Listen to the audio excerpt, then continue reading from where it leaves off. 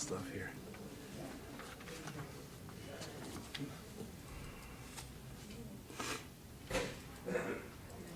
Clarence is here. He's here. Okay. Who are we missing? Oh, sure, Christine's not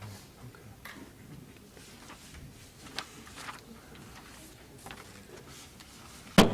Okay. The October 19th, 2021 Caddo Parish School Board meeting will now come to order.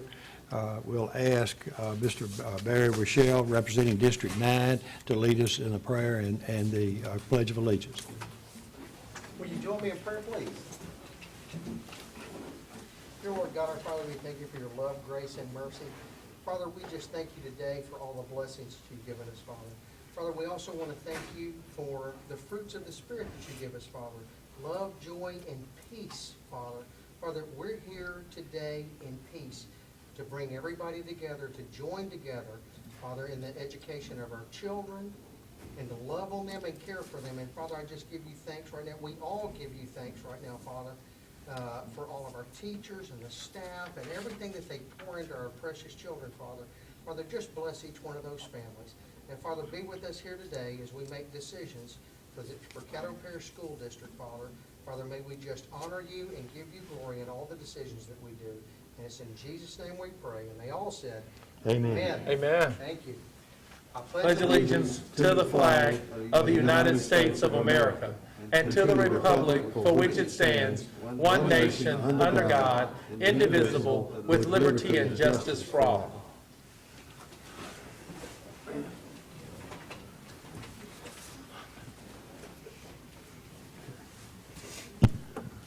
Chair will entertain a motion for consideration of the minutes, September the 7th and September 21st. Roll call. Oh, I'm sorry. Roll call. Make sure everybody's here. Getting ahead of things. You good? No, not for this, you don't. Got to join the meeting. I'm There sorry, you go. my mic's turned off. I don't think we have to do this. Yeah.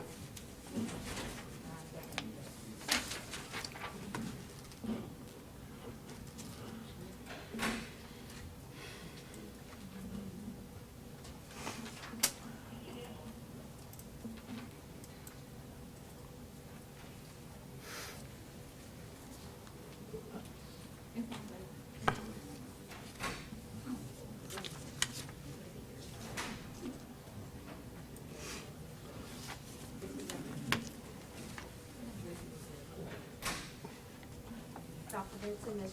Middle, Dr. Douglas.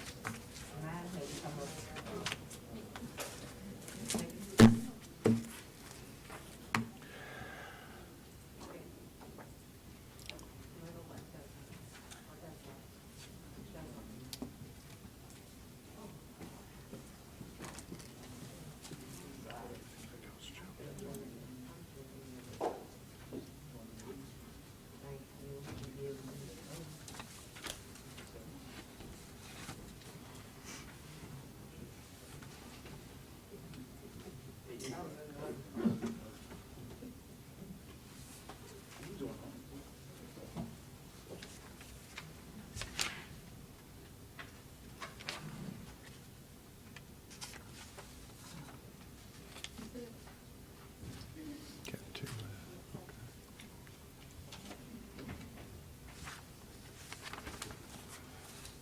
Now we'll accept a motion to accept the minutes from the September meetings, September 7th, September 21st.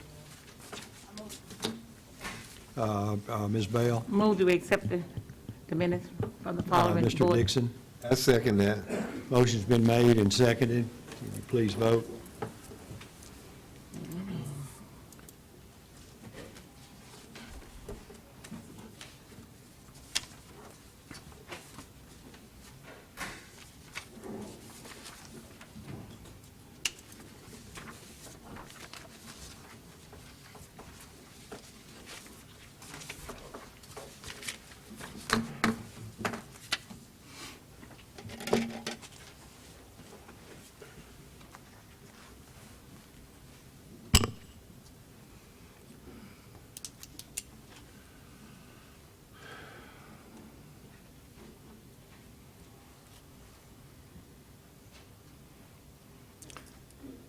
Do we have any presentations tonight? We do, yeah, but you got visitors first. Okay. Well, do we? At this point, Let me make sure.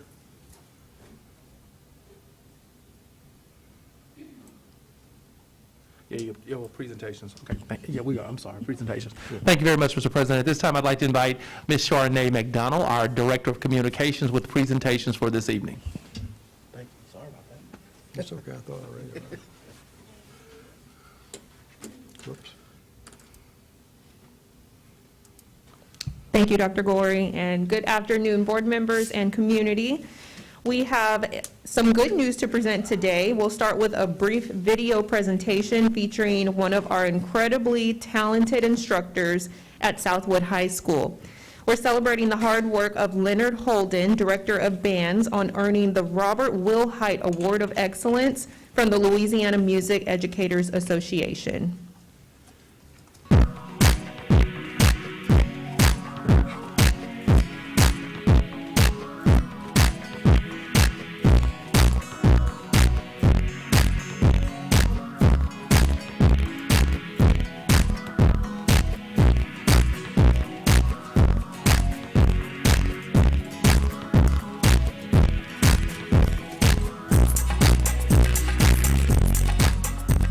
When I came to Southwood, it wasn't a part of a plan for me. I was working in Mississippi at Clinton High School, and my mother was battling cancer at that time.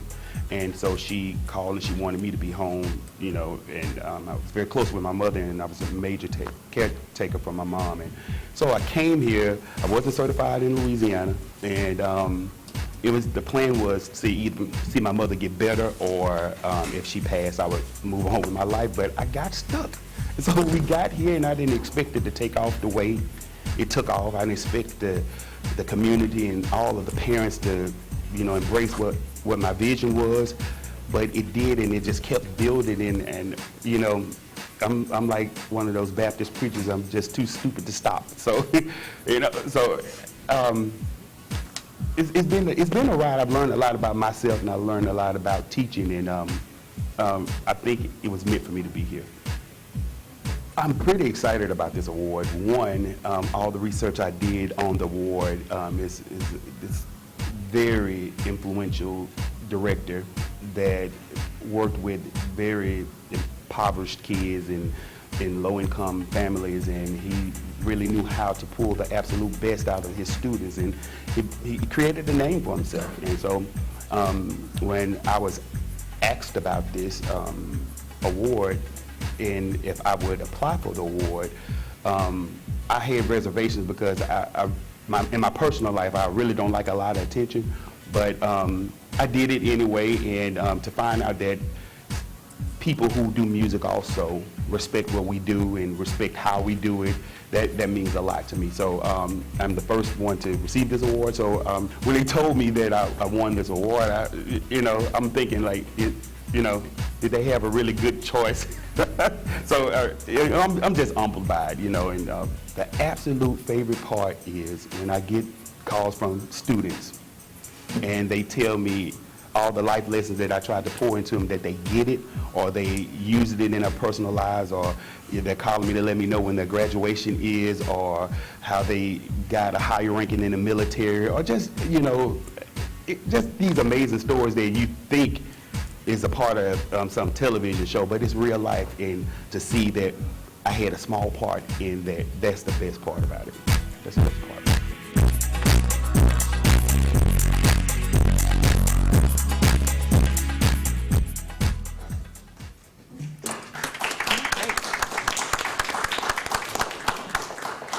That was an award with dozens of applicants from all over the state, so we're so proud to honor Mr. Leonard Holden right here in our district. So congratulations to him. Next, we will celebrate the longtime partnership between Caddo Schools and Healthy Blue, who has been a community adopter of our district for over a decade. It has been their mission to support our schools with the greatest needs. This has included financially supporting parent-teacher nights, field day activities, the development of school-based health centers, and even the Amazing Shake program. Today, they come to us to support the upcoming Staff Appreciation Week at all 20 schools in the Achievement Zone, which will uplift nearly 700 educators. Today, Healthy Blue is recognizing the hard work of teachers and staff by investing $20,000 into our Achievement Zone. And we have them here today, if you'd like to come up, and I think we have a check presentation. Hello, Mr. Rashad. Dr. Horry and President Albritton, would you like to join us on stage for a photo? Miss Ellis, would you like to join us as well? I'm trying to get her up here. Yes, sir. All right, do you want to come on this side and we'll just get a picture?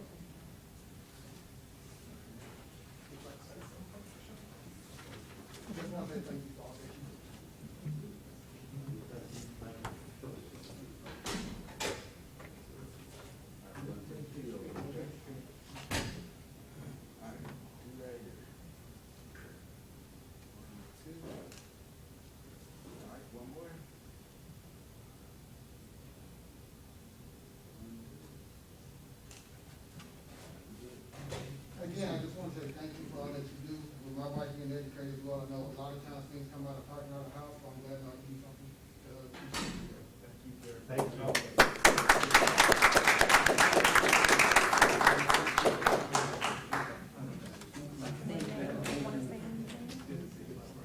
We love Healthy Blue. We love Healthy Blue. Okay. Thank you. Thank you. All right, and that will conclude our presentations for today.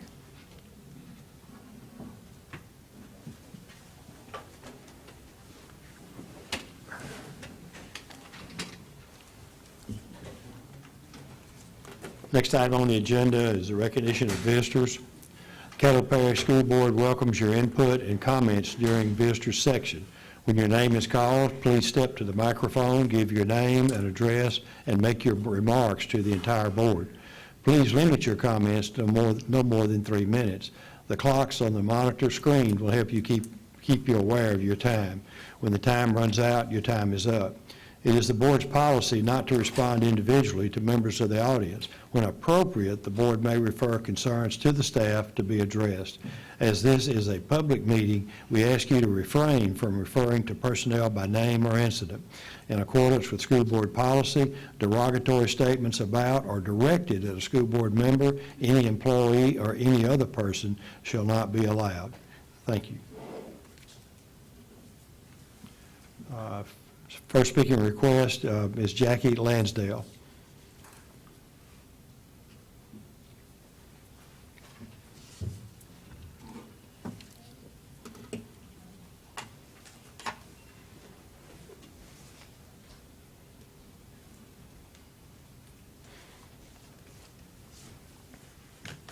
Good afternoon. I'm Jackie Lansdale. I'm president of the Red River United, 1726 Line Avenue, Shreveport, Louisiana. There are 4 items that we bring to you today to respectfully request your assistance. Number 1, due to a shortage of teachers and substitutes, teachers are being required to cover classes during their planning time. Planning time is in your board's policy and in our state law for very specific purposes. Covering other classes is not part of that, and is considered a violation.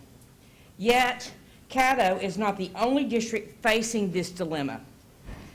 Other districts have sought to provide somewhat of a remedy, and I want to bring that to your attention. For example, the Bossier Board, I just gave you a copy of that. They passed a policy to pay teachers for covering other teachers' classes. They pay it by the minute. I should tell you that I'm just now bringing this to administration's attention, so I don't want to make it sound like I've taken it there and now bringing it to you. I have brought it to their attention, but I am going to ask for the insistence of you as board members paying attention to this. We cannot have teachers forsaking their planning time. That's sacrosanct, and using that time to cover other classes because we don't have the personnel to do so. Also, I wanted to tell you that I mentioned this at the last board meeting. the need to revamp the bus driver's salary schedule. As we pointed out to you, bus drivers in Caddo could literally work 30 years and retire and make less than the starting salary of Bossier bus drivers. That's just a travesty. And we, again, you know, we need to have good quality bus drivers to transport our most precious cargo, our boys and girls. A revamp of the salary schedule is in great need. We haven't done that in a number of years. We're going to ask the board again to bringing that to your attention and insisting that we look at that bus driver schedule as well. Number 3, this is what I brought to you before. Paras and clericals, and I really want you to pay attention. This is so disrespectful. Paras and clericals are not paid for their lunch, yet they are required to stay at the school site for this unpaid lunchtime. Now, I would call that forced servitude, wouldn't you? Or maybe mandated volunteerism? Either one of them, I would consider it just plain un-American. And I'm going to ask this board again, and I brought this time and time again, and I'm going to bring it to you again and again and again until we address this. If you do not want to pay your paras and your clericals, allow them to leave and go to McDonald's at lunch and come back. You cannot hold them on a campus and refuse to pay them. And there will be action if we cannot get this resolved. Finally, and you brought this before from one of your committees, we're asking, respectfully request the board, you expand your committees and include an administrative committee. Other districts do this. That's the committee where you can bring policies and procedures that you can discuss them before they come to this body as a whole. Those are all things we have for you tonight, and we respectfully request that you hear what we have to say as the largest organization in this district, representing over 50% of your employees. Thank you so much for your time.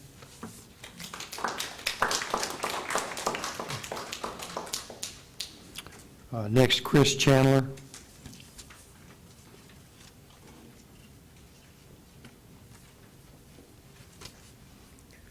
Good afternoon, Chris Chandler, 94@gmail.com.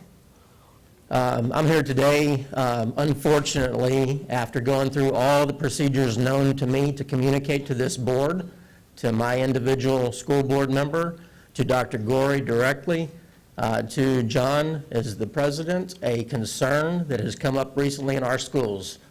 For 22 years, I've been developing a project and a program that would assist our students in Caddo Parish schools learning about the local history and the local culture of Caddo Parish. 22 years I've worked on it.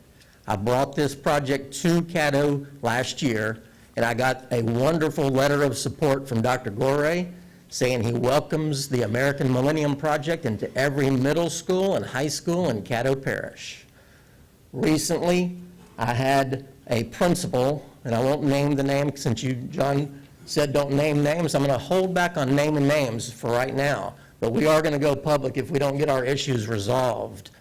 A principal who kept putting me off in allowing me to implement the program in her high school that she thinks she owns, she shut me out and would not communicate with me. So I went to the school to introduce myself to her and give her my card, which I don't have.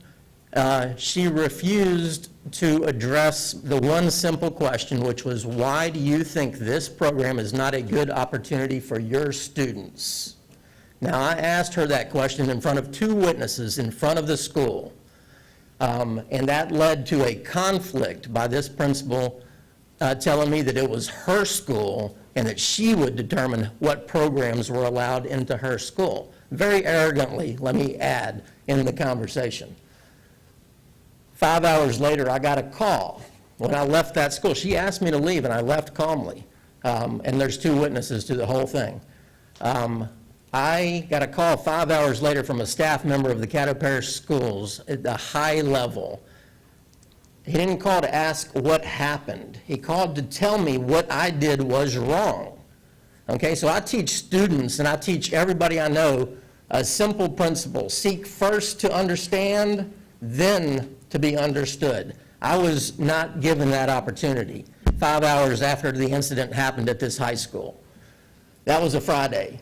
Fast forward to Monday, I get a call from the superintendent. He did give me the courtesy. he asked me to explain what happened that Friday. Thank you very much for that courtesy, Dr. Gorey.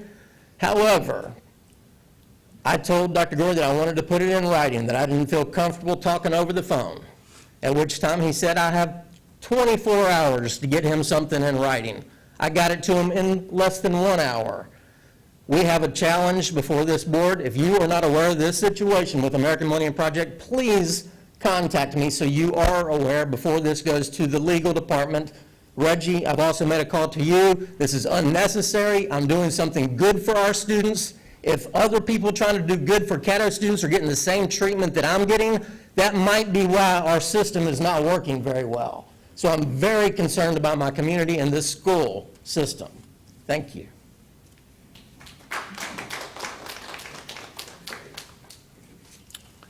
Kay McLean.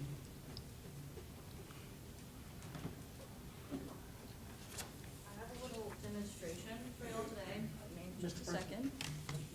Excuse me. I'd like an update on what's happening with the Millennium Project. I'd like to know and make sure that somebody visits with him. I'd just like an update on what's happening there. Dr. Okay. Gorey? Okay.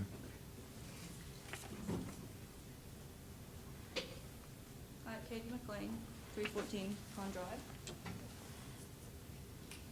So, this is just a cool mist humidifier, all right? I just want to show y'all what happens when we put a mask on it, because I would have brought like a vape pen in here to show you, but I don't vape, I'd have to buy one, and then, y'all would probably, I'd probably get in trouble and get kicked out.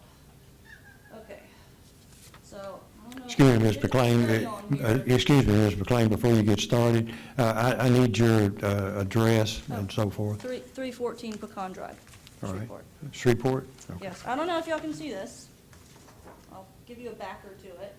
But what it's doing here is taking the path of least resistance, which is what happens when you wear any mask besides an N95 mask. Maybe the KN95 mask might work comparatively to the N95, but I just want y'all to get a good visualization. This obviously isn't a perfect model. It doesn't demonstrate exactly a person breathing with a mask on, but it's just a good way to see how they actually don't work at all, because even if you close up some of these gaps, it's not going to reduce the flow in any way. It's just going to make it come out faster through whatever path of least resistance it can take. So I'll leave that there for a second. So we're putting cloth masks, surgical masks on kids, and a lot of kids are being seriously affected by this. We've got maybe 10 to 15% of our population of children that have autism or a speech impediment or they're hearing impaired, and I don't feel like we're considering these kids' communication barriers at all when they can't see people's mouths moving. It's really concerning. I would bet, does anybody in here know a child in Louisiana who has autism? What about one that's hearing impaired or speech impaired? I know all of these things, right? We know a lot of them. We don't know kids that are dying from COVID, though, that were healthy kids. So, I mean, we're, plagued with crime in Shreveport, and what we're doing is covering people's kids' faces and dehumanizing everyone that they're talking to. And we're also barring parents from entering into the schools, which is really concerning. I've never met my kids' teachers before. I've never seen what they look like besides in a picture. I've never been allowed to enter my kids' school, not for parent-teacher conferences, not for any parties, any festivals. Our outdoor festivals have all been canceled this year, and it's really concerning, especially because these events in Bossier schools are still allowed. Parents can go in the schools to these little Christmas parties and plays, and we're not. For whatever reason, it's not safe to do it in Caddo Parish, but it is in Bossier Parish. So I'm just begging y'all to please urge, first of all, the governor before October 27th to reconsider putting these ineffective masks over our children's faces, and also to let us back in the schools, because we're not dangerous. And if anything, parental involvement is really important for all of our kids. Thank you for your time. Thank you.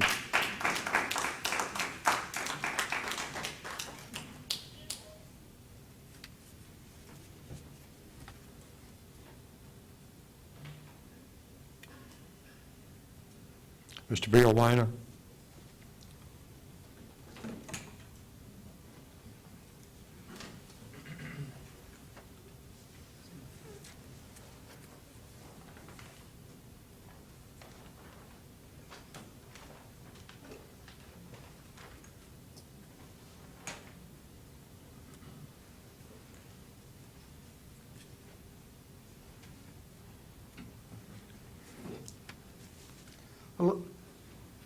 Hello, I'm Bill Weiner.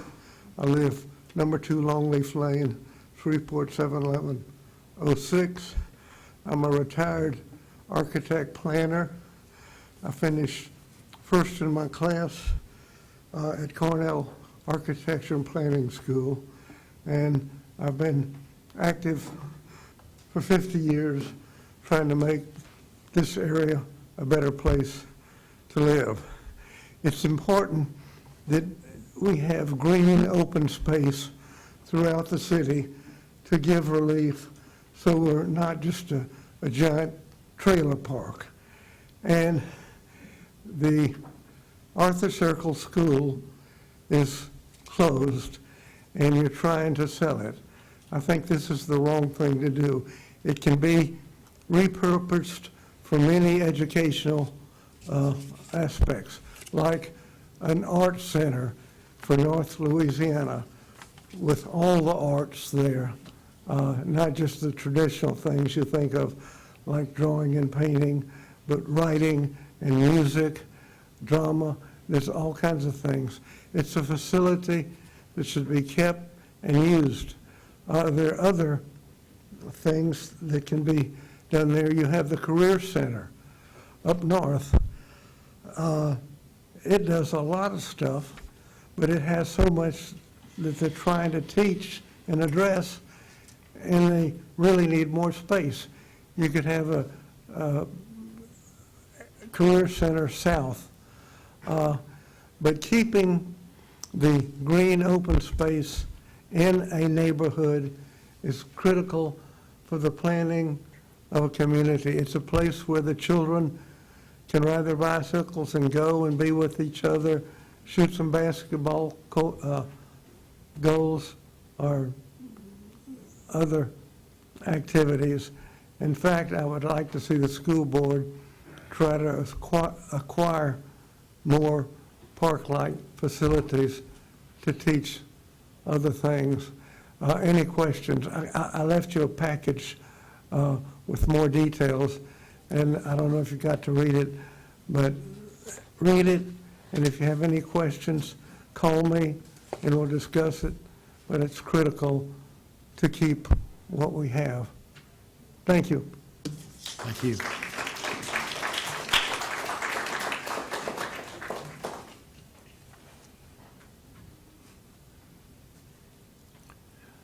Trandy Phillips.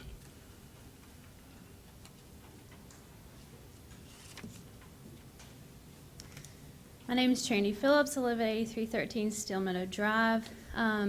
First, this is not what I wanted to talk about, but it's very important. The September meeting, it's been dropped off of that Uverse, the live stream. All the other meetings are on there, but the September one isn't, and a lot of people have been asking me about it. So can we get that back up there, please? Thank you. So again, my name is Trandy Phillips. I am a resurrected witness of the redemptive work of Jesus Christ. I am not here on my own. I have actually pulled my children out of public school, and I want to not address you because it's been revealed that you don't have any authority to do anything about parental requests either way. So I'm not really here to talk about you or berate you for failing to oversee things, and you know that's all very clear and obvious to everybody here. But I am here to at least say something to the parents and talk about the improper flow of authority. Okay, so when I submitted my mask mandate petition, it was a constitutional petition. It wasn't a medical one. My children are very healthy, but I had a constitutional issue with this. So I submitted my mask mandate petition, and of course I submitted it to the principal. She told me her hands were tied. Okay, so then it just went into this big sea of Caddo Parish schools. Didn't know where it was going. I put in my petition, please respond to me in writing 3 days later, but I was waiting at least a week. I think it was closer to 2 weeks before someone called. Someone called from the Department of Attendance or the Office of Attendance and just wanted to go over my mask mandate petition over the phone. I said, no, sir, we're not going to do that on the phone. You can either put something in writing or I'll just come and talk to you. But no, that didn't happen. And so I felt like my children were in great harm. So I said, well, I'll just go up there, and I was seeking to understand first. I had questions, right? So here are some of the questions, and I am going to have to go really fast, but here, know this. I asked, who is Caddo Parish's schools? And it wasn't from the principal. It was a lady who introduced herself as, quote, the executive director of schools. I said, great, so you can have a lot to say about these particular questions. And number one was, who is the governing authority? And with a lot of description and a lot of passion, she told me it was the court system, it was the judicial system. And if you know anything about our Constitution and the fact that we are a republic, that the judicial system is the weakest. But the judicial system is the governing authority of Caddo Parish schools. And then the last question was, who's the first and final authority over a student's health? Drum roll, please. It's the Department of Health. The Department of Health, which is a federal program, by the way. There is an improper flow of authority as a whole. There's an improper flow of authority as a whole. And the governed people get their consent from what we put in the Constitution, but our rights are derived from our Creator, and it's we the people. So in all honesty, if there's anybody that needs to be reprimanded, it's the people. All of the complaining, all of the moaning, it's you have the authority to step Ms. in Phillips, and say something. your time is up. Of course. Well, either way, there's an improper flow of authority, and it should stop.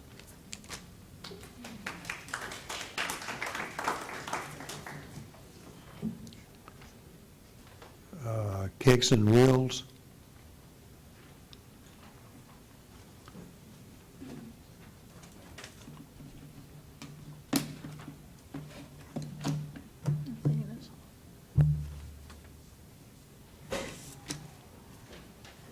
Good afternoon. My name is Autumn Summers.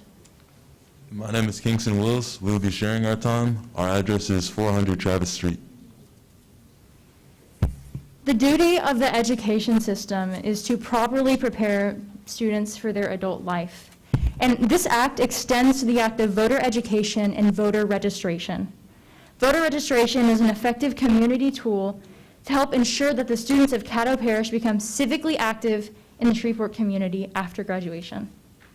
When school board members are deciding where to put funding, what legislation to write, or how to decide what's going to happen to us, they often look at the number of registered votes in the area.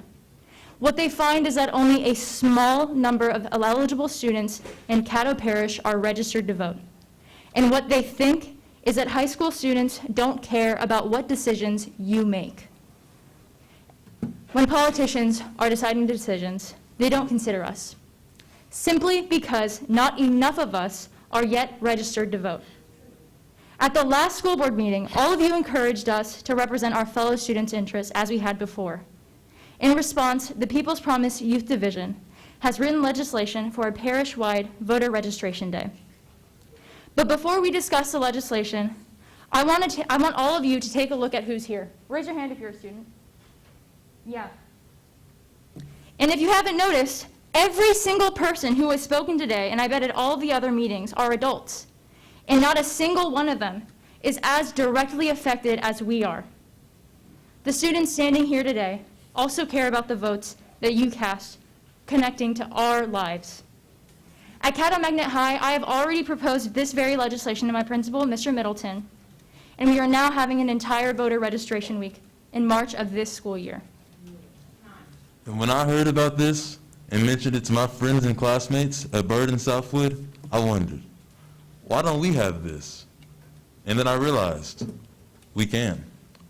That's what we're here to propose to you today, a district-wide voter registration day. Before you and in each of your inboxes, you will find our proposal. We trust you all to read our proposal in depth and follow up with us after the meeting concludes, but here's a brief overview. Caddo Parish Schools will hold a voter registration day where eligible students will be encouraged to register to vote.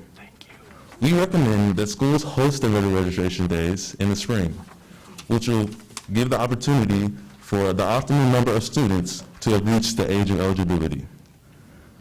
You'll see that the decisions you make here will not be overlooked or ignored by the people they're truly affecting.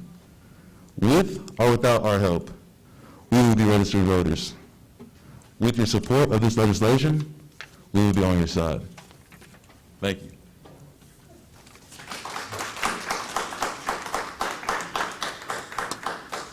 Ms. John Glover.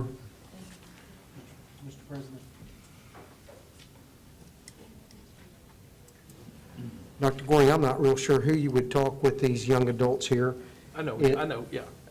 I would like for somebody, yourself or staff, to get with them. They've gone to a lot of trouble to do this and are accomplishing it, but I believe that we could be of a great deal of help or working together to accomplish this. And it's so encouraging to see you guys stepping out. Y'all have no idea how much it encourages me, and I'm sure everybody up here. So we're glad y'all are here.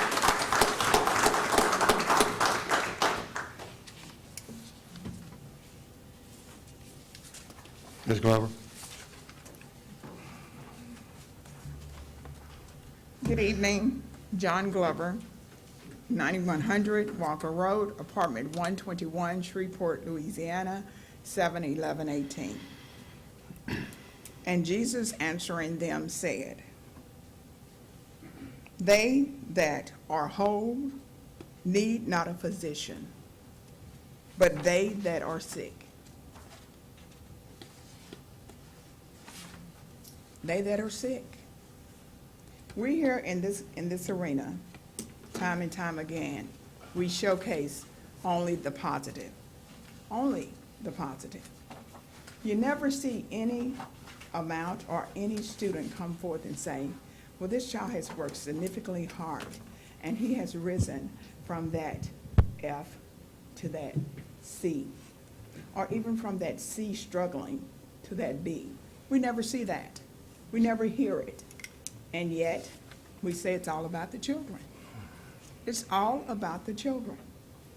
Now, recently I went through the minutes because there was an issue that I needed to understand. But because the minutes have been condensed to just key words, maybe, of those who, like me, speak, there is no true verbiage or language to what we talk about.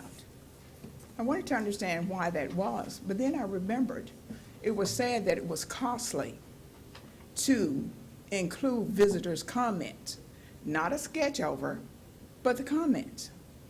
And yet, we can go for pages and pages to hear what you all who represent us, and indeed those precious children, that make it possible for you all to be here. But we can't go into the minutes to find anything of worth. That makes no sense. But then, I could have gone to, my children are sick. 30 plus DNF schools. Then I looked on page 20 of the pupil progression plan, and I saw this grading scale for regular courses and advanced courses. And I said, look at this. 0 to 66 is an F. But according to Louisiana Department of Education and Bessie alike, 52 is a D. Kind of sick, isn't it? Deceptive, too. We're getting too much deceptive information. And we all recognize it, but we do nothing.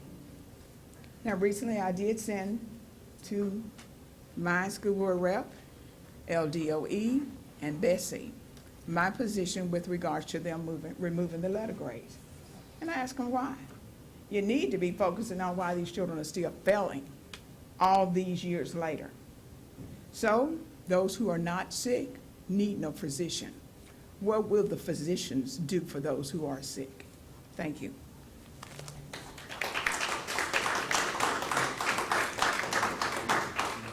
Kimberly Jones.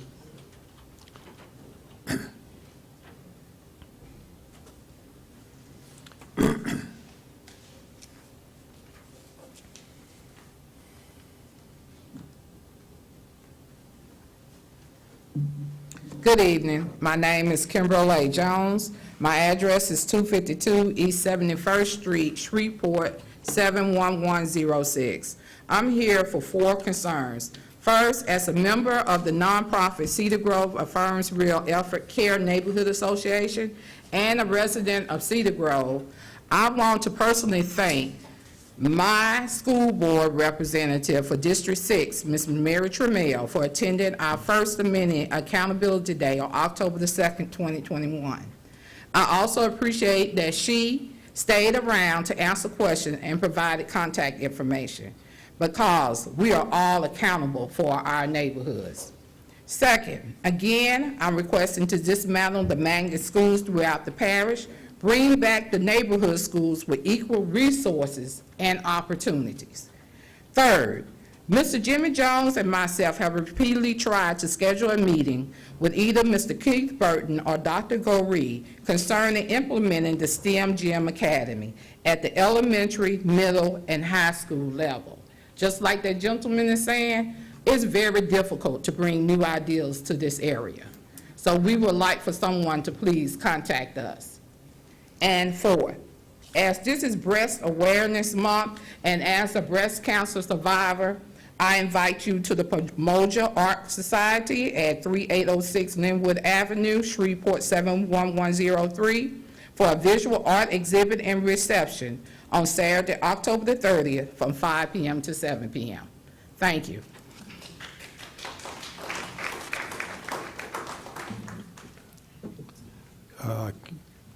Carrie Barron.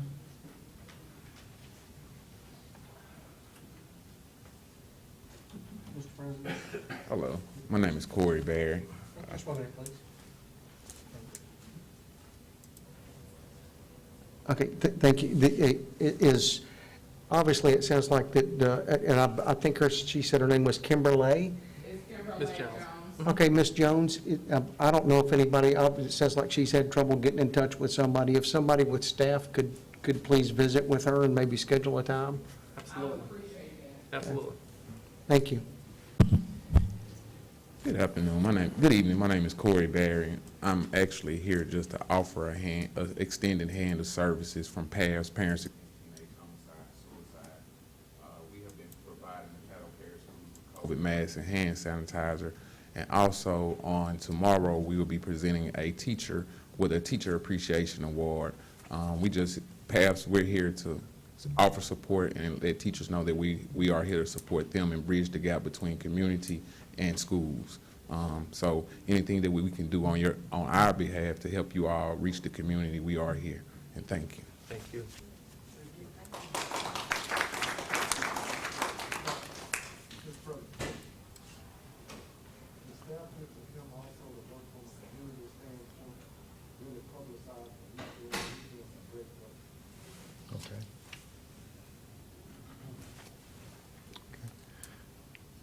Sheila Wimberly.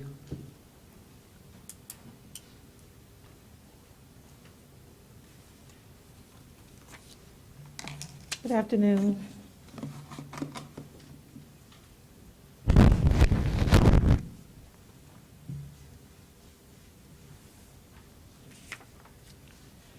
I'm Sheila Crosby Wimberly.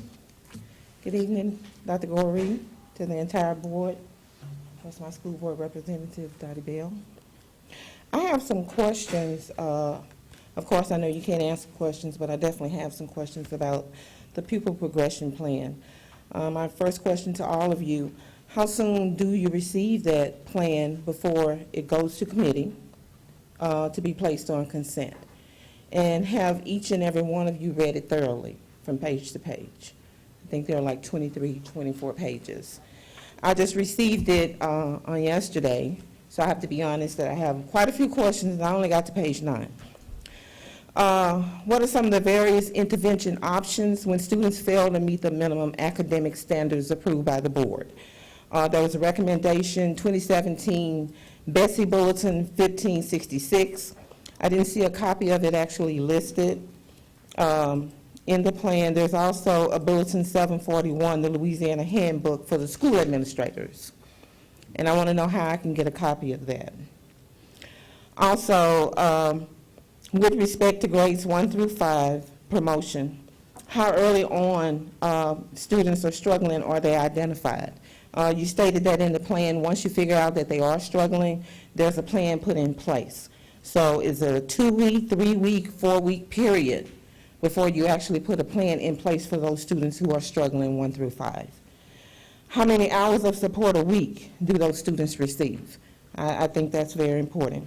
In order to promote from grade 1 through 5, there were 2 categories, and of course, that was stated at the last school board meeting. There was much concern about that. I'm definitely concerned about that. I have grandchildren in the school system, and I want to make sure that reading, language arts, and math, that they do not get a choice. They have to pass all 3, and they know that in my house. Science, social studies, they shouldn't get a choice. They shouldn't get a choice between category 1, category 2, that they will pass a class out of each category. To me, that's kind of ridiculous, because we are not preparing them to be academically ready in order to meet the real world, and you guys know that. And I think that's why we're struggling right now in our neighborhoods right now, because if the truth be known, there are some 5th graders out there right now, they can't read and write. And we have to put some kind of plans in place to make sure these young people are able to compete. Because if they cannot compete, then what continues to happen throughout our city will continue to happen throughout our city. What is the support? Who's providing the support, the retention policy? You spoke about that. You spoke about some checkpoints. I got to hurry here, because like I said, I only got to page 9. And those were questions that I had up until that point. I still have more questions as far as our 8th graders, our 6th through 8th graders, and their promotion, and the fact that they only are required to pass 1 class out of each subject. Thank you for your time and your attention. Thank you. I have no other requests to speak, so we'll move to item 4.01. Mr. Superintendent. Thank you very much, Mr. President. I will now read the proposed agenda for tonight's meeting. Item 6.01 on consent, personnel transactions, reports, and resignations. Item 6.02, requests for leave, that's classified and certified personnel. Item 8.01 on consent, property bus rental requests. Item 8.02 on consent, consideration to approve the pupil progression plan for the 2021-2022 school year. Item 8.03, capital projects and professional designs for the 2022-2023 school year. Item 8.04 on consent, consideration to approve revisions to the 2021-22 personnel evaluation plan. Items 13.01 on consent, student readmissions appeals hearings. There are 2 families, and those families are in agreement. Thank you very much, Mr. President. Okay. The items that we have on consent, 6.01, personnel transaction report. Item 8.01, property bus rental request. 8.02, consideration to approve the pupil progression plan for 2021-22. Item 8.04, consideration to approve revisions to the 2021-22 personnel evaluation plan. And item 13.01, all on consent. Accept a motion to accept the consent agenda. Mr. Chairman? Yes. I got on the board, and I wanted to ask a question. Okay. I guess procedural. Okay, Mr. Dixon. At the other meeting, I kind of requested for 8.03 to be off consent. It Can is we off. just add that? Can we add that? It is off the consent. Can we add it to the consent? You can't? Not at this Okay, point. well, let's go. Well, I'm learning. Yeah. It'll be a regular motion, Mr. If Dixon. everyone agreed, you could. Okay, well, go ahead, let's go with the Okay. consent. Okay. I just was asking a question. And I'd like to, since I'm on the board, I'll go and move to confirm the consent item. Okay, we have a motion to accept the consent agenda. Is there a second? This is the. It's this is established the agenda. And the proposed consent agenda. You had 4. Right. Yeah. Well, I'll make that motion. Okay. I have a, and there's a second for Mr. Rochelle. Would you please vote?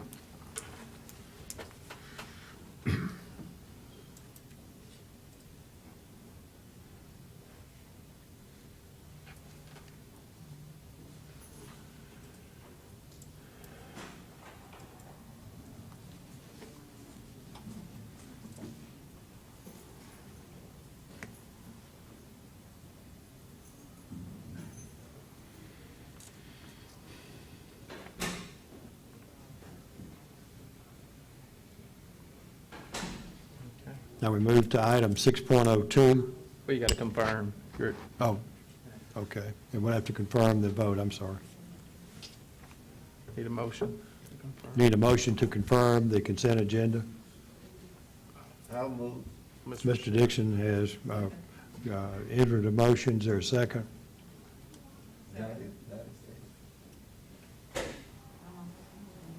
Ms. Bell? Motion's been made and seconded to approve the consent agenda. Please vote.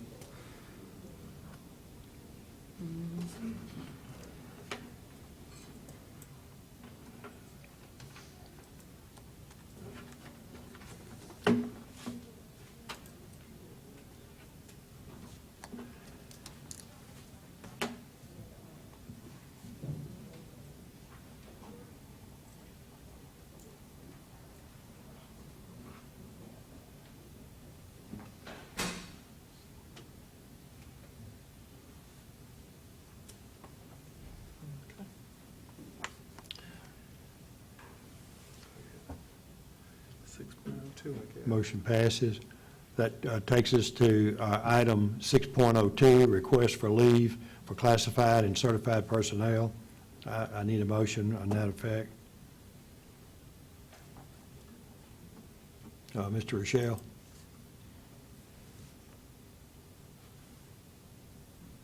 I'm waiting on. I'm Won't sorry. record, there we go. I thought you were already leaving. There we go. Move to approve the request for leaves as recommended by staff and submitted in the electronic mail out. Ms. Bell? Seconded. Motion's been made and seconded. Mr. Rochelle, do you want to speak to the motion? No comments. Ms. Bell, would you like to speak to the motion? Any board members want to speak to the motion? Mr. Dixon? No. Okay, okay. Well, we have a motion on the floor then, item 6.02, request for leave certified and, or classified and certified personnel. Would you please vote?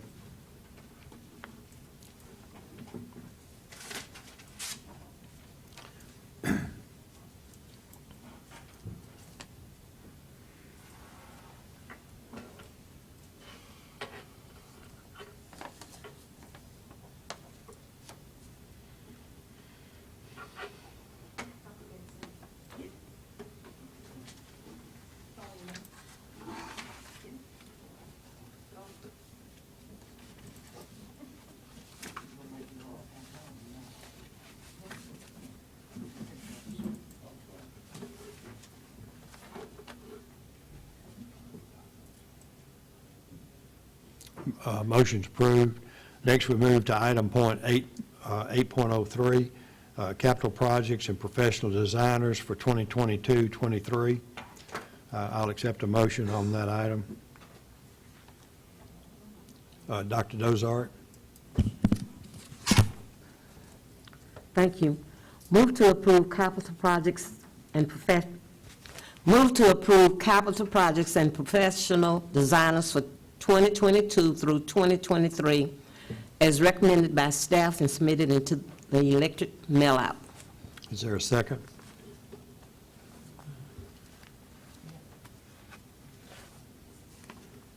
Second. Ms. Bell, seconds. Dr. Dozart, do you want to speak to the motion? No. Okay. Ms. Bell, would you like to speak to the motion? Yes, I'd like to speak to it for a minute. I think we need to look at that list which is pretty good. But I think some board members need to know that we can add to that list, if I'm not mistaken, Dr. Goree, we can add, as we see some things on there that we can add to it, maybe something that one of the principals of the school you may not see that needs something. So it's always open to add things to the list. What, Dr. Goree, tell me about that. Right. What I'll do is just quickly go through the process of capital projects. What actually happens is that the school principals make a submission. They list their top 3 things. Then working with the Department of Operations as well as academics, they then decide what are those projects that are most pressing. Now, we do those. I think, Ms. Bell, to speak to emergency situations, there are funds that are reserved where we can do other projects outside the scope of what you will see on the list tonight, okay? Okay. I do think it's important, too, to remind the board that your vote is for the designers, and these are the projects and recommended designers. As to those dollar amounts, you'll approve that as we go through the budget process. So, I understand what you're saying. So anything, and like you say, emergency come up, and we feel that one of the principals feel there's emergency coming up, they can add that to talk to you or whoever, right? Correct, that's correct. Okay, that's what I'm saying, okay, all right. But this is just what we're voting for today, but it's not that say it cannot be added to it, right? I just want to make sure that. Okay. Yes, ma'am. That's fine, thank you. Okay. Mr. Rochelle? Thank you, Mr. President. My question's pretty obvious. Campus Reeves project for the baseball field looks like it's just been removed, and wanted to see, did it get removed? How did it get removed? So the conversation, as we looked at Captain Shreve, really looked at questions as staff spoke to this around what is our holistic expectation for our athletic facilities in the district. For many years, we've operated kind of as independent school district as is related to athletics, but I think even more importantly, we've also never really set a minimum standard as to what our athletic facilities should have. I do think this is going to give us an opportunity to work through the Building and Grounds Committee so that we can establish what those minimum expectations are and what is our future plans if we look at this strategically to meet that needs for all of our high schools and our schools in the district as it relates to athletics. I think it's still important to note that oftentimes dollar amounts as it relates to athletics and the academic component, meaning, and when I speak of academics, I'm speaking to the building. We've kind of looked at those as $1 amount. Whereas I do think as we move forward, we see a need to look at those separately. I think that there are certainly some equity issues as we look across our district. And this has just given us an opportunity to set that expectation that we as a school board will support and work with the board on what you think that should look like. Okay, so again, my question is exactly how did the staff decide to remove this, so the principal? This was absolutely a staff decision to It remove was a staff this. decision, okay. Right, based on feedback that we've received as we talk through questions that we received as it related to this. And again, that's the reason why we put this out there, so that we do give community an opportunity over a 2-week period to bring us those things. So that we are informed as we take things forward. And staff just feels that, not to say that this project won't happen one of these days or a day soon, but we just felt that we needed to step back to set that minimum expectation and make sure that those projects we're doing, we can fund in other places if that's what's asked of us. I think a perfect example is the job that we've done with our asphalt tracks. We looked at that as a 5 high school equity issue from the beginning, and because of that, we have budgeted and funded over 2 years. All of our high schools will be equipped with access to a high-quality track. I think that's the same thing that we'll see as we look at baseball programs, and I think even as we look at how we address the needs of our football programs and our stadiums and our district facilities.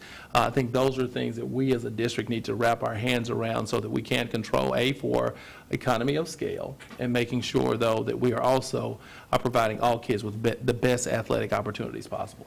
I do recognize it's a substantial amount of money, and looking at the capital projects budget versus money going towards academics versus athletics, I understand that. Was there a particular reason why this baseball field turf was selected as it and no others? Excellent question. What I'll tell you is that the principal of Captain Shreve has listed this project as her #1 request for over 5 years. So we've oftentimes, of course, gone to her #2 or even #3 in some situations. And this was the year where we saw this as an opportunity to award the #1 request there. But just like in any other situations, and this is just one example with this baseball artificial turf situation, though, that sometimes we'll put your #1 may be some that just may not happen, but that's still, they're listed as a request. But this principal has listed this as a #1 request for the last 5 years, if I'm correct. Well, I think something worth recognizing here as being on the board for a little while is we've gone through a lot of budgets over the years that we didn't have any whole lot, there's just not enough money there to get everything done, that we've kind of reached a point to where we're starting to do some things that were deferred for many years. And it appears that there are, I believe that there's some items on here that have been deferred for many years that are now being done. Engineering study to install basketball goals just at Caddo Heights, that just we would have never seen this. Right. In prior budgets, and I'm going back quite a few years because there wasn't enough money there. There were just so many, we had a lot of mandatory items for ADA that we had to achieve. Right. And I do think it's a perfect opportunity to thank Steve White and his team, as well as to thank this board for working with us around those prioritization of those items that we're doing. We are fortunate that we're entering the season of what some would call luxuries, and that's why we want to make sure as we enter that season that we manage that to an extent to where we can be as equitable as possible with those opportunities. Well, is the idea being, because we now have Lee Hedges football stadium. It's not Captain Shreve Stadium, even though it may be recognized by many that because it's there, that it's Captain Shreve's, because it's actually the entire Caddo Parish, it's used that way. It's not their stadium. Is that being considered for the Captain Shreve baseball field now? No, Captain Shreve, the diamond that's behind Lee Hedges, is exclusively a diamond that's used for Captain Shreve baseball. Okay, and I don't know if was there even a discussion about that? Right, there has been a discussion about that becoming a district facility. Of course, Captain Shreve is not in favor of that. Okay. And again, that's a part of the conversation that we need to have. What do we need to, especially for our schools that have those very viable baseball programs, what does the future look like? I think even if we look at the situation, if we use Byrd as an example, and this board had a lot of conversation around the opportunity to lease facilities at LSUS to cover Byrd's baseball. And I think at the end of the day, we were in a situation where we had no other option. I do believe even in that situation down the road, whether that's 5 years, 10 years, or whatever that may be, we need to look for a viable, and we need to define what a viable option is for that baseball program. Is that to do a district facility? I don't know. But I do think that's a part of the conversation as we talk about what does the future of our athletic facilities look like. Those are some of the things that we need to define. Okay. I know that is something that they have looked forward to for quite some time, and I hate to see it scratched. I understand. And it'll be interesting that the conversations, that as we go through the conversations and looking holistically across the district for facilities and how that looks. Right. You've answered my question. Thank you. Thank you, sir. Mr. Little. Thank you, Mr. President. I do want to take this opportunity to ask for your indulgence to refer to committee exploration for a future for Byrd's baseball program, a future location. I don't know the appropriate committee, whether it's long-term or building and grounds, but in the course of this discussion, we've identified some significant needs for that school. I'll give 3 quick examples. It is the only school in District 1 5A that does not have a locker room. It is the only baseball facility in Caddo Parish for all leagues that does not have a locker room. And if you look at statewide, if you look at the 5A top 10 power ranking, it is the only school in the entire state that does not have locker rooms for the students. Currently, students are changing clothes in the parking lot. You have teenage boys occasionally stripping down to what God gave them with and nothing else. Sometimes they're comfortable with it, sometimes they're not. They may have more attendance now. They may have more attendance. Unfortunately, if you go to Steve Prater's page, we have 4 juvenile sex offenders that live within a 2-mile radius. It is not an ideal place to have semi-nude teenage students. We also do not have ADA compliant bathrooms in that facility. We do have an ADA compliant parking lot, but not ADA compliant bathrooms. And it is also the only facility in the state that I'm aware of that does not have a place for officials or referees to change, which is a requirement by them. So we've got 3 main areas of opportunity. I'm imploring upon leadership to refer to committee for further discussion so we can take action on it. And if I could add something to that, I do think that it's important to know that even as we had that long conversation about this, we did look at this as a lease, very similar to leasing an apartment, that there's a definitive amount of money that we had to do in improvements according to LSU board for us to utilize the facility. So we all would agree, I hope, that we never saw that as a long-term answer. I do think it's important to note that today we have made some progress with LSU Athletic Department around securing locker facilities for the boys, as well as facilities for the restroom, for the referees. So we do look to have some, what of a Band-Aid solution to that problem by end of week. Thank you, and I appreciate the efforts for everyone on that issue.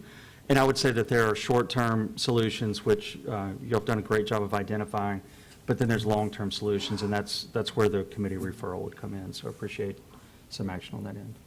Thank you. Thank you, Mr. President. Ms. Bell? Okay, one more, I need to ask this question, but I think Mr. Greer might know the answer. I'm not saying you don't know, Dr. Goree. Since the tornado, it was emergency, when the tornado hit Huntington and tore up the baseball field, have the baseball field been completed and things done that need to be done to make sure that it's in compliance with the state? And if so, I don't know, I'm sorry, I should have said you too. Oh, come on. Anyway, Yeah, is call it us so we okay can for me tell to you come? how well done Okay, it's done. been in compliance. Also, after we get the baseball fixed like it need to be, then maybe Bird can come over and borrow and have their games over there and somebody else, since we working with everybody. But anyway, since we all together. So I'm just saying, can I ask can I ask Dr., can I talk to Steve? Yes, Mr. President, if we could. Mr. President, can he answer my question? You can come on, Mr. White. Okay, Mr. White, I'm sorry. I don't think he can answer the last part of your question, but he certainly I can know he tell can, I you just said that, about- I don't want to call no problem, but I just want to know. Yes, ma'am. On the baseball renovations, the lighting has certainly been repaired, replaced. All the poles that were broken were replaced. The fencing has been replaced. There is a new concession stand and press box in place. We are waiting on one item to open it up to the school. It is, I'm going to say 99% complete. We're having to add a handicapped accessible concession window. All right. So it's at a lower elevation, so someone who rolls up in a wheelchair will have free access to the concession stand. It is due to ship on the 27th of this month. The safety issue of the jump pits that were along the football field have been replaced. They have been moved to the west side of the field, basically in line with the west side bleachers. There are pits on both the north and south end, so they jump in accordance with the wind. I'm obviously not a track and field guy, but I understand that is the standard for it. It is complete, and when we did do the concession stand, since it is a requirement by the health department, pardon me, to have a 3-compartment sink in there for the proper cleaning of the utensils, we went ahead and added the utility lines in there, so if restrooms are ever added, we thought it was proper to put the infrastructure in there to support those.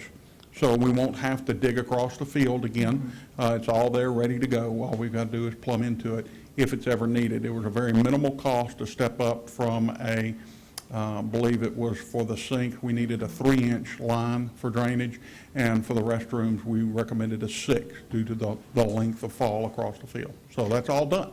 We're just waiting on that one handicap window to turn it over. Real quick, I'm asking this question because it kind of concerned me with, what about the change of the clothes? They have a place to change the clothes? Oh, They have up in the locker rooms. gym? We already got that, huh? Yeah, they have a locker room. They're Oh, right yeah, at the that's school. fine. Yes, ma'am. I'm happy. Thank you. Yes, ma'am. Dr. Benson?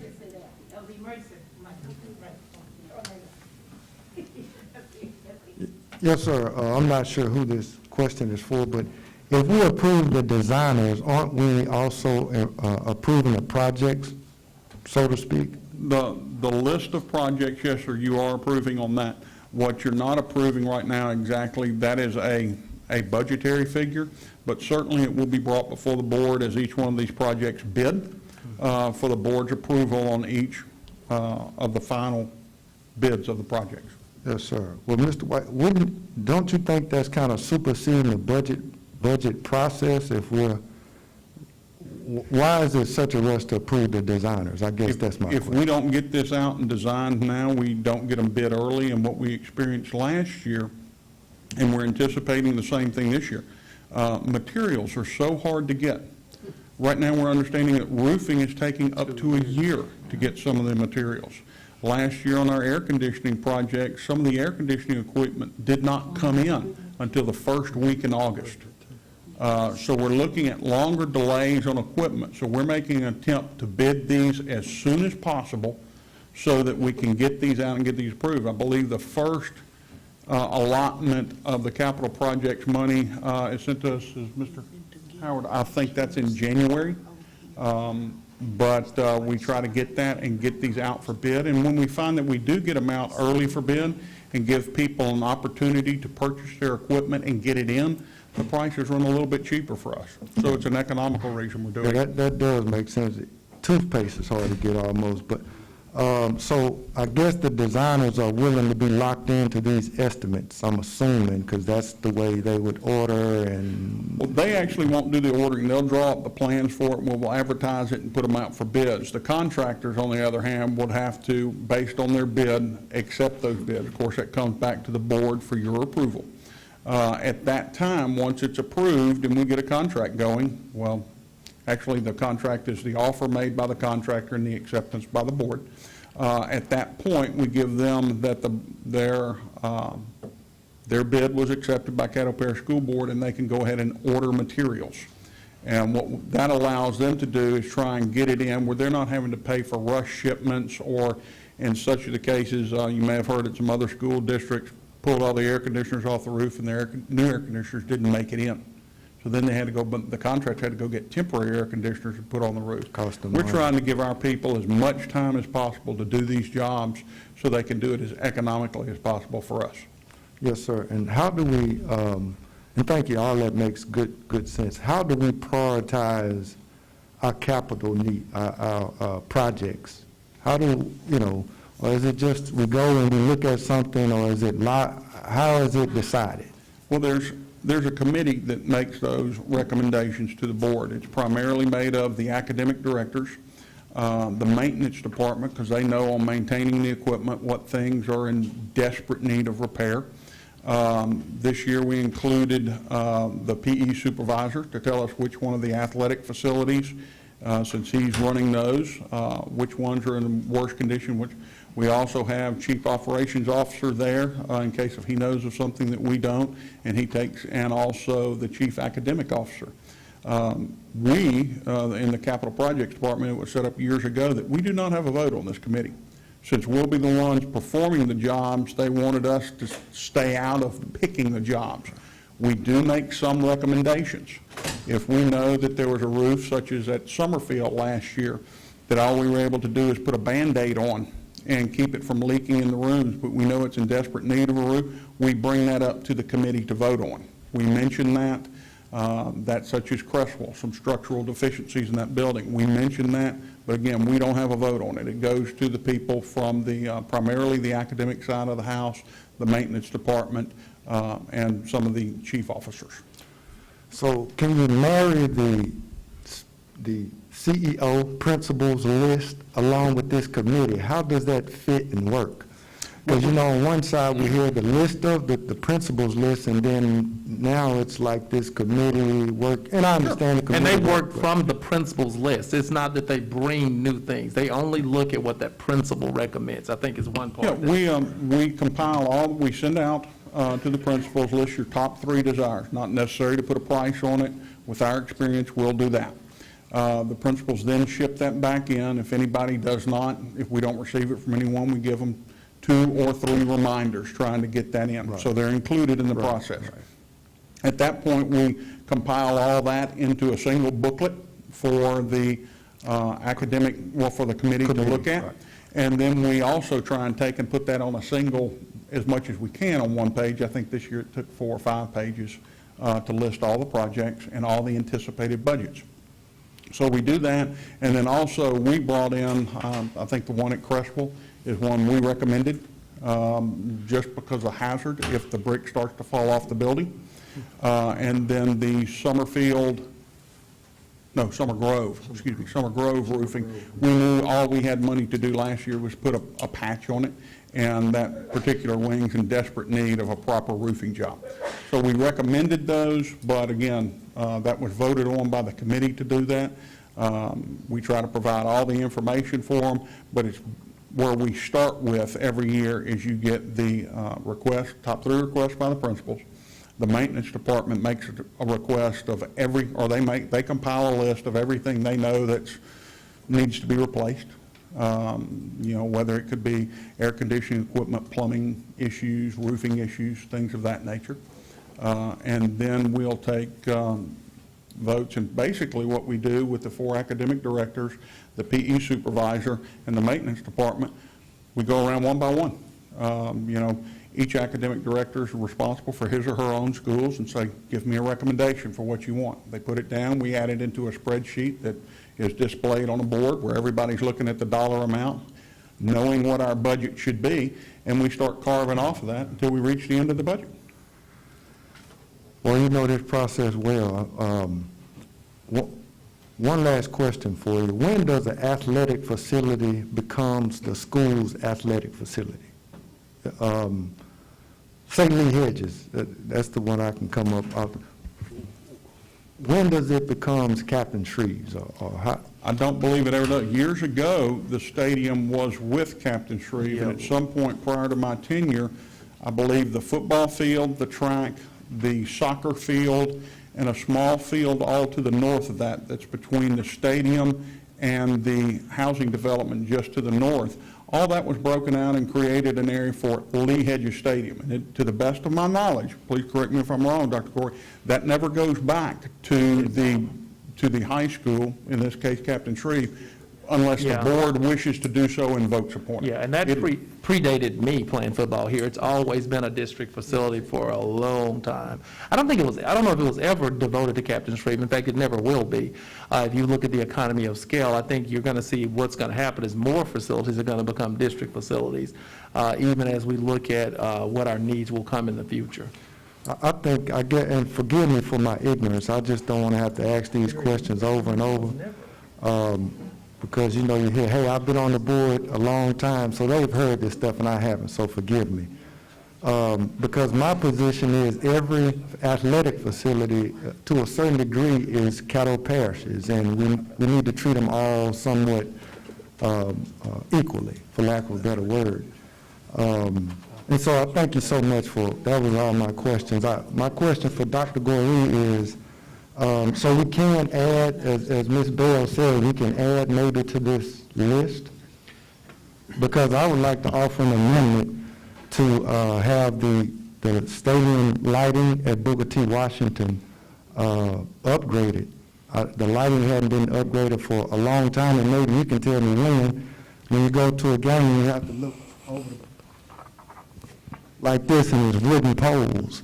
And so we have the $750,000 in the budget now, and I would ask that we amend this particular capital outlay, these capital projects to include the lighting at Booker T. Washington Stadium. I think you would agree, Mr. White, that it's time. Well, I would certainly say this. There's a lot of needs throughout the parish, and it's just like my budget at home. there's not necessarily enough money to do everything we want. Well, in this case it is. In this case it is. I think we got 750. So I would like to offer that amendment at this time if appropriate. I guess he needs a second. I think you've already discussed it, so we'll have to put it on the agenda for the next meeting. It'll have to go, we'll put it, Well, let me see, point of order. Yeah, point of order. Let's, can you get some form of, I guess, Reggie, what do we need to do, because,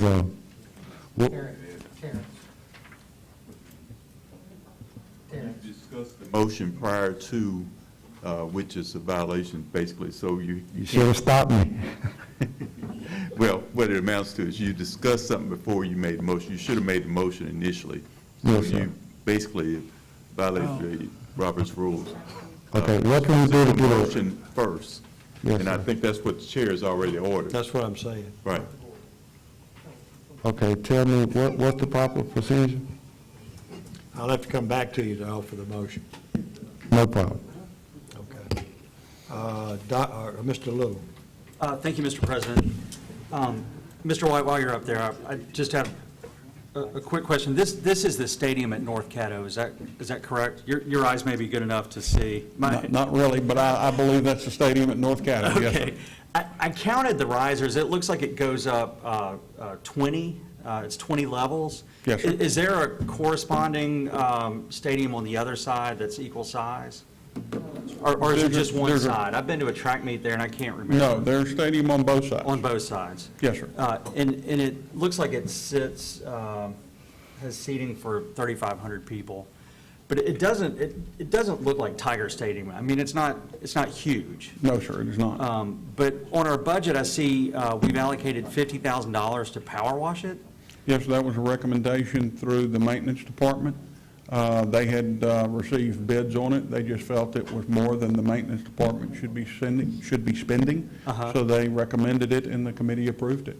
They want to come in there over age. The concrete just gets, as nachos and other food items are dropped, it just gets nasty, and there's not another way to describe that.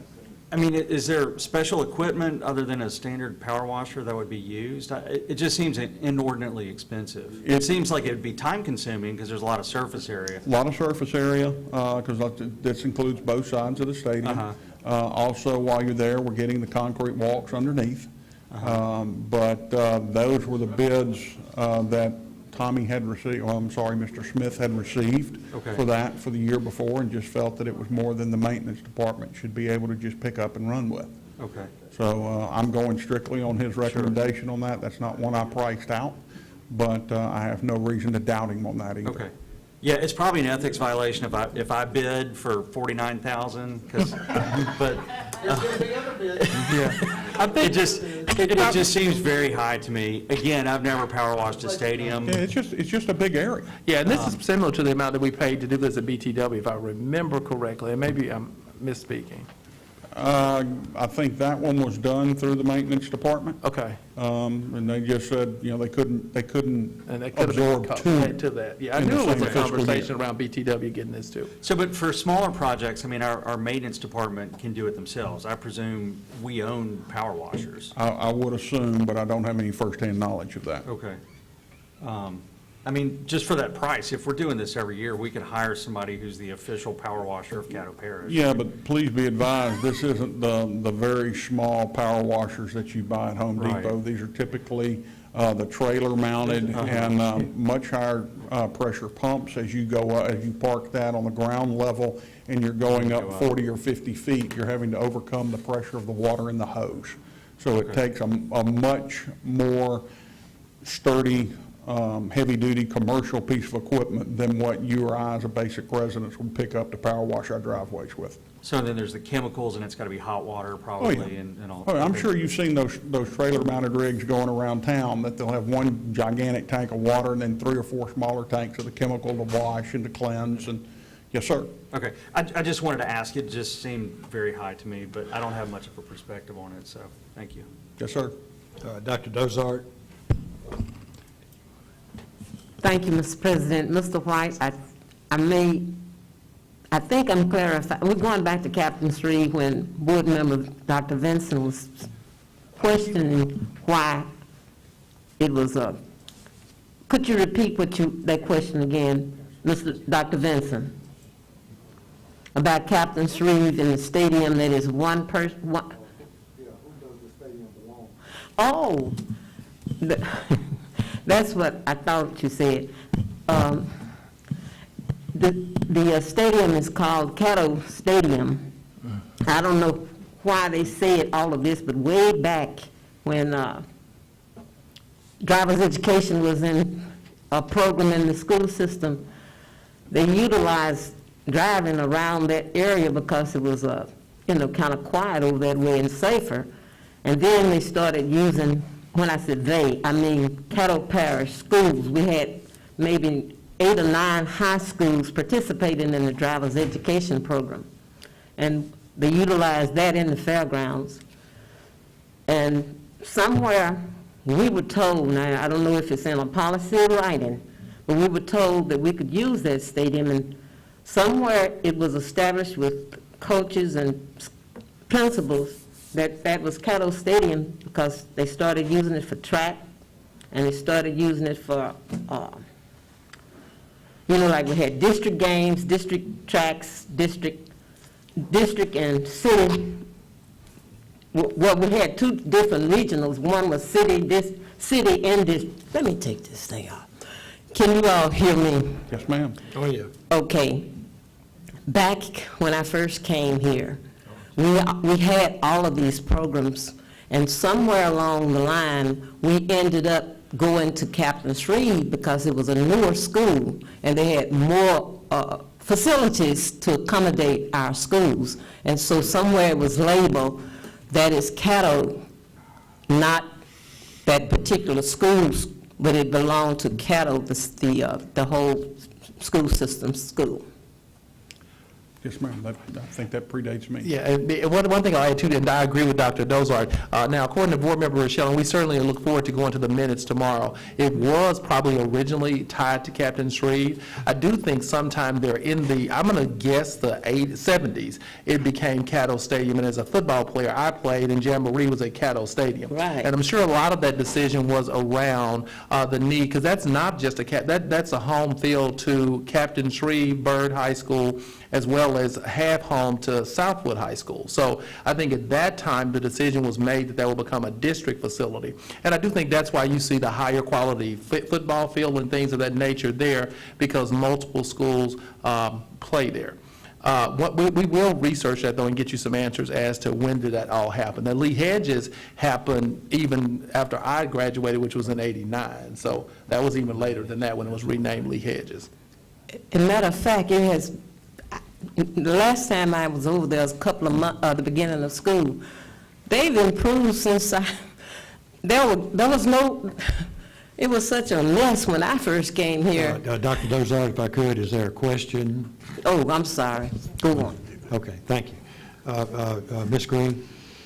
Yeah, since board members are putting in their request for what they want for their schools, my school needs a stadium in that big MLK area where you have Southern University that plays football now, and our football team, and our ladies would like a track to walk around their neighborhood track as well. So since board members are making requests, Right. I feel my request should go without. And let me actually appreciate that, and I do think, I started off by complimenting Mr. White and his team, because I do believe this board has done a great job of letting staff bring forth those recommendations that are fiscally responsible, that are in the best interest of children, and I don't blame you. If everyone's just going to start asking, I would start Hey, I want to be at the front of the line. I do appreciate that about the board, and I do think we can use our committee process, working through our building and grounds, to address that, and it is fair to ask for that if everyone else just gets to ask for things. Absolutely, thank you. Mr. Ryle? Call for the question.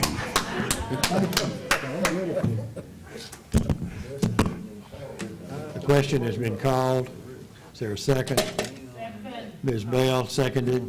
Would you please vote on the call for the question? Get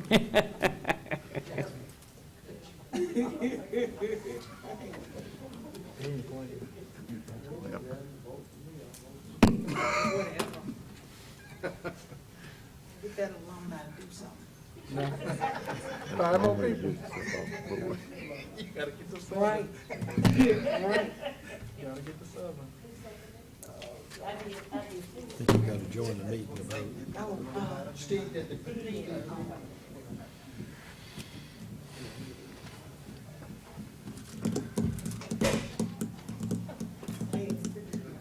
Hey, he will ever be remembered for calling for the. That's question. right. It's going to be the round. It's going to be the round. It's going to be the round. The Steve Why Rowell not use it? Why don't they more stadiums?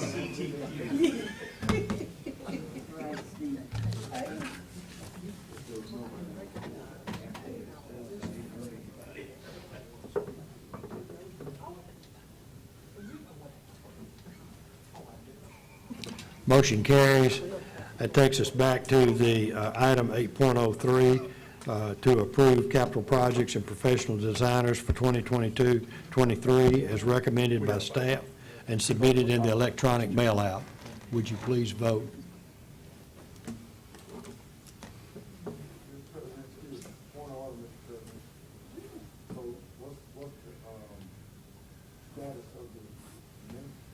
We don't have an amendment. It was only revised. We don't have an amendment. No, it's not Vote on the main revised. motion. It's the motion, the original motion that was put before us, submitted in the mail-out. That's what we're voting on right now.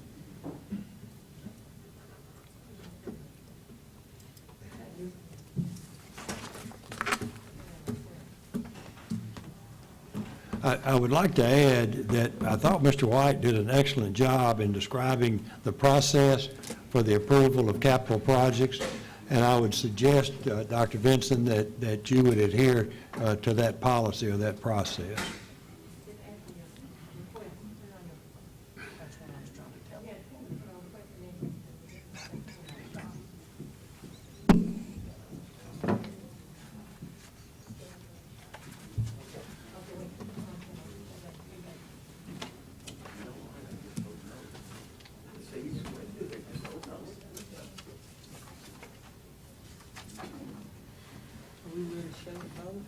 Well, it's, You ready to show who you waiting on?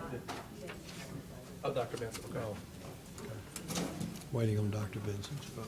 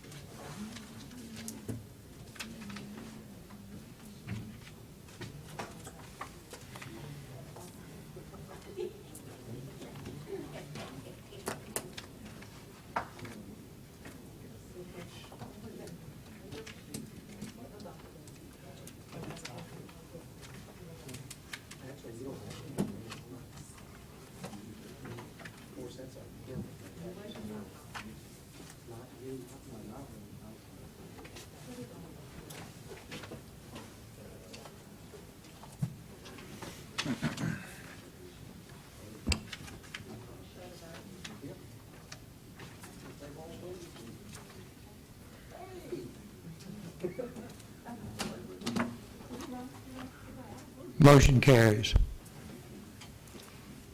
Dr. Gorey, Superintendent's report. Thank you very much. I do believe the information in Superintendent's report tonight is for information only. But one thing, Point of order, I do not believe that the students' admission got put on, it was already on consent. it was. It was already on on consent. Yes, sir. Yes. Yes, sir. Yeah, I Yes, sir. read it out loud as on consent. Yeah. One thing that I would like to do is to really stress to the board members that any requests that you have, I do know a lot of things are said throughout the night, but for our records and to make sure that our records are official, we do need you to really write anything that you expect us to respond to on your request sheet. And give that either to, well, I'm going to ask you to give that to Ms. Darla, and we will certainly provide you your formal answers. But I do, we had been kind of taking some things down, and we've run into a couple of glitches with that, so we do want to make sure that anything that you want staff to respond to officially, that you do write it on that staff request sheet, that board request sheet. Thank you. Mr. Little? Thank you, Mr. President. Dr. Gorey, if I could, previously, when we would send requests as a board, they were shared with the entire board, so we all kind of knew. Many times my requests kind of fall in the dead letter office, and I'm just wondering if there's a way that we could all maybe have a flow sheet or something where there's an organized way of making sure that they're being addressed or Right, answered. and that is our goal, and that's what we're taught as we speak through how to solve exactly what you described. Okay. I do think this sheet's going to help us. That way we can provide you with that flow sheet as this is what we receive. Okay. And then you can tell us, hey, mine was left off. Because, and again, if there's something that we've not answered up to date, we encourage you to also include that on your sheet today, and we'll be happy to get those answers out. And we do still communicate with the entire board based on those questions that, may be individual to you. Okay, my appreciation. Thank you. Ms. Bell? Okay, I need to ask Dr. Gorey to make sure I'm doing the right thing too, when you come to the request. I'm going to do a request tonight, but I know that when we bring something to add to the agenda, we must have our information, right? I mean, okay, what I'm saying to you. If you're adding it to an agenda, you would have to have information. Oh, that's what I'm saying. I'm just putting a request. request in, but I want to add it to the agenda. What I do, just add, like you said, I'm putting in a request tonight, but I'm asking for to be added to the agenda, and I will have my information ready for the meeting. Okay. That's the way, huh? Yeah, announcement and request, so I will do that. I just want to make sure I'm following directions on it. Okay, thank you. I know I've been on board long enough, but some things change. So anyway, that's what I want to know. I want to follow protocol. Thank you. Okay, Dr. Gorey? One final announcement I'd like to, as a part of our ESSER dollars, we're charged with doing those things that do very positively impact educational opportunities for children. One of the things we've allocated resources to is the expansion of our school-based health centers on our campuses. And we want to cordially invite you, of course, to the ribbon-cutting ceremony and open house for the David Rain School-Based Health Center at Walnut Hill. That's going to be Friday, October 27th, 2021, and that's from 1 to 3 p.m. And this is the first of several clinics that we will utilize ESSER dollars to add to our schools. And, we have several clinics throughout our schools, and we've certainly seen positive impact to student attendance when these have been put in place, and excited about this opportunity to open one at Walnut Hill. This is our first one in a rural community, so really excited to provide that opportunities to families who live so far out that this will be, of course, their first touch of quality health care. Thank you. Next agenda is board member announcements. If you let me know that you want to speak. Mr. Nations? I want to thank everybody for the generous gift and the very nice card that I was given at the previous meeting to my Laura's wedding and our honeymoon. Sorry I missed the last meeting, but we were in, I think that Tuesday we were still in Hilton Head, but had a fabulous wedding, honeymoon, all went really very well. So thank y'all for that. I think I sent y'all on an email, thank you. Hopefully you got that. I also wanted to follow up from the recognition of Mr. Leonard Holden of Southwood, the band director there. I've known Leonard for many years, long before I got elected to the board. Very well-deserved award, the Wilhite Award for him. He just happened to use music as a medium to mold young men and young women. He's an outstanding educator, just a fine fella, and he just happens to know music really well. But he's a mentor. He's an example. I've known him for a while, and I just want to publicly congratulated him on this well-deserved award, and that's one of the many things that are going good at Southwood High School, so want to make that mention. Yep. Thank you. Ms. Bell? Okay, now, number one, I have more than one. I'd just like to first say this. I like this idea, the people promise with this voters registration day. And I definitely want Dr. Goree, y'all work with them. I love that idea, okay? And I hope we get through. The next announcement is that I'm making a request, but I'm going to put on the agenda that we name the Huntington High School football field in the name of Coach Tony Rose. He was the first football coach, and he passed away, I think, 2 months ago. And I will add it to the agenda, and I will have information to all of you all. And alumni and different ones have asked me, and I'm definitely going to follow the protocol of bringing it to the board where y'all can see why it should be named behind him. And if some of you too young, like Dr. Vincent, nobody. He was my coach. Okay, you remember the baseball player, read it in your book by Vital Blue? He coached Vital Blue, one of the top baseball players. So I just want you to know that I will be bringing this to the board. And that's it. Oh, pray for Miss Tramiel. She's having some issues right now, but she's going to be all right because prayer answer. So make sure y'all pray for her, okay? That's it. Dr. Dozart? Thank you, Mr. President. I just want to thank Dr. Goree for implementing a plan and providing a summer program for students who wanted, for providing a summer program to help students who wanted to become up to date in their education due to COVID-19. Thank you. Thank you. And thank you, staff, for all of your work, too. Ms. Green?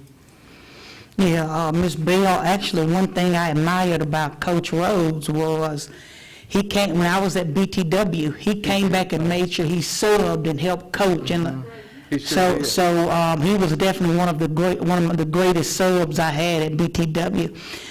One thing I remember him saying that was telling me the history of Lakeside Acres and when he moved there. And, of course, I definitely, he was one of my constituents, and I definitely will miss Coach Rhodes getting in his yard all the time. I do have a request. I would like us to, I did this probably 3 times since I've been on the board, but now it's, with the way times are, it's more critical. The Peach Street Apartments bus stop for Pine Grove, Mr. Little mentioned sex offenders. Now we've got little children walking 0.992 miles, almost, it's not quite a mile, but it's almost a mile to school. So I definitely want us to look into that and see what we can do something for them. Prayerfully we can if it has to come to before the board. Another thing, Mr. Little, the committee you put him over for how we set up these committee meetings, we need to go ahead and get to that, because if this needs to go to committee, or Ms. Bell's recommendation, or whoever's needs to go to committee, we definitely need to have some procedures in place of how that needs to go. Because what will start happening is, I want to come up with 100 different things I want to bring here, and we'll be here all night. It sounds like it needs to go before transportation. Yeah, absolutely. So if we can go ahead and get his thing done with the committee, because this needs to happen ASAP. Yeah, We may be able to do yeah. that committee, though. Thank you. Okay. Mr. Dixon? Yeah, I just, number one, want to echo the sentiments of Ms. Bell and the proposal by these young people. And I want to do more than just commend them for it. I think there's something easy to do.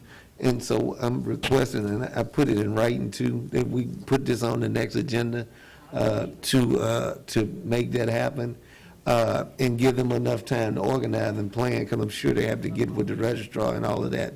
And but I guess before we come back, we'll talk about what month all the logistics, so we can have it set to vote on next month. Dr. Dozart? Thank you, Mr. President. I would be remiss if I didn't mention Coach Rose was the first coach at Walnut Hill when I came to Walnut Hill. She was going there.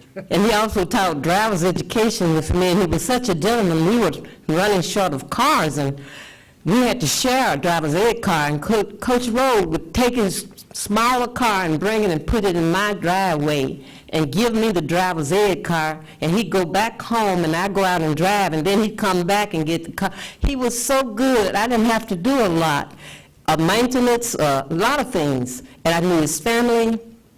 I knew so much about him, but I know that when we get the month to come back with the information, I know you all will be surprised. He was even he coached national NFL. I don't want to hold up on saying all of the things. I'm going to write some things down just in case they're not mentioned when we come back. Thank you. Ms. Green? Move to adjourn. We have a motion to adjourn. Is there a second? We have a second. All in favor, please I could vote. talk about Tony Rose all night. Some of my best stories in the world are Tony Rose stories.